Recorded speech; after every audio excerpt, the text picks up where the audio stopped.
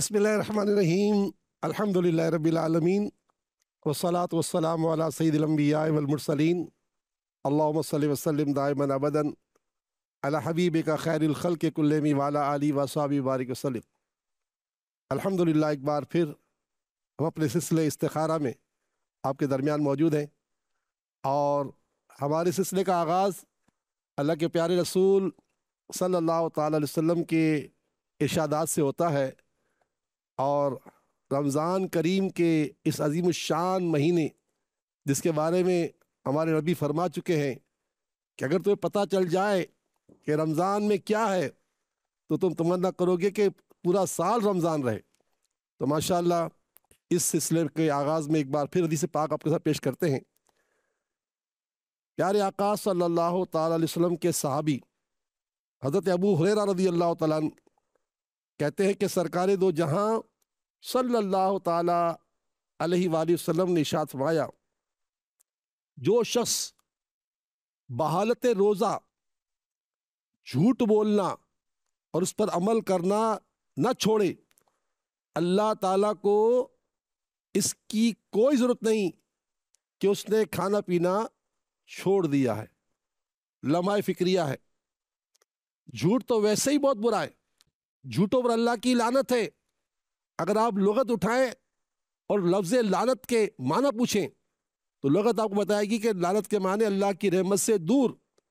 तो झूठ बोलना इतना बड़ा गुनाह कबीरा है कि बंदा अल्लाह की रहमत से दूर हो जाता है। और हदीस पाक में है कि झूठ बोलने की वजह से इंसान के मुंह से जो बदबू निकलती है, फरिश्ता उससे 1 मील दूर हो जाता है। और फिर रोज़े के हालत झूठ बोलना इतना बुरा है कि आका फरमाते हैं उसका भूखा प्यासा रहने की कोई ज़रूरत नहीं है।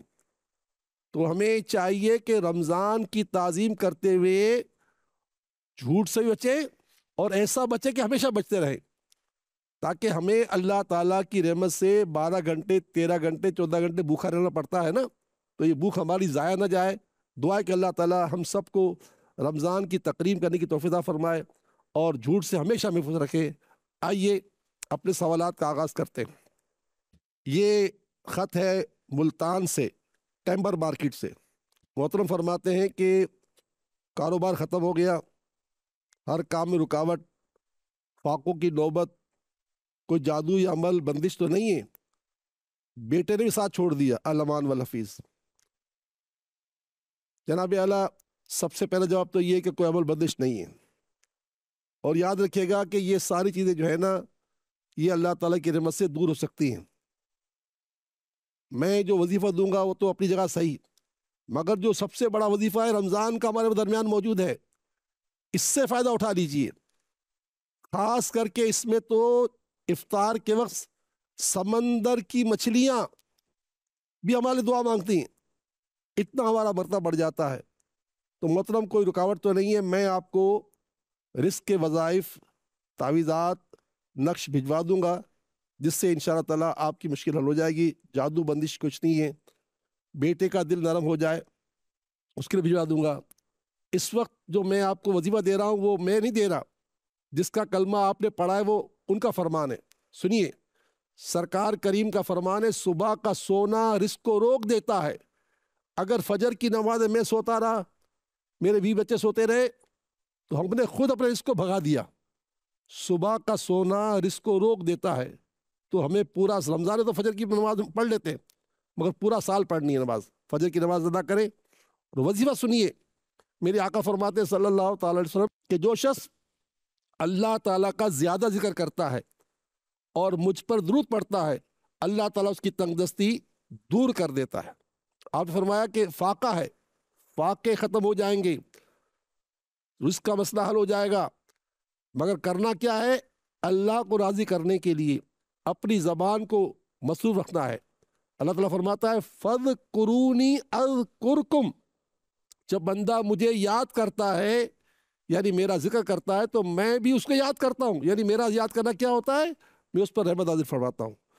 तो बग़ैर गिनती के चलते फिरते, उठते बैठते, वज़ू बेवज़ू, घर में, दुकान में, दफ्तर में, गाड़ी में, पैदल पढ़ते रहें या अल्लाह या रहमान या रहीम, या अल्लाह या रहमान या रहीम। दिन में 1000 बार सुबह पढ़ लें।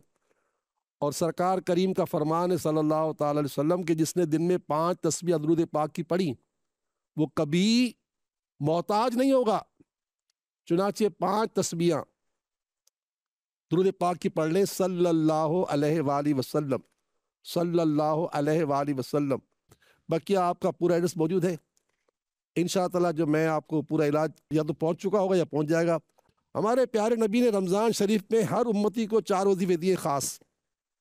ایک تو کثرت سے کلمہ طیبہ لا الہ الا اللہ محمد رسول اللہ، اس کی کثرت سے تلاوت کریں۔ دوسرا استغفار، استغفر اللہ ربی، استغفر اللہ ربی، اے اللہ میرے گناہوں کو معاف کر دے۔ اور تیسری بات، کثرت سے جنت مانگے اور جنت الفردوس مانگے۔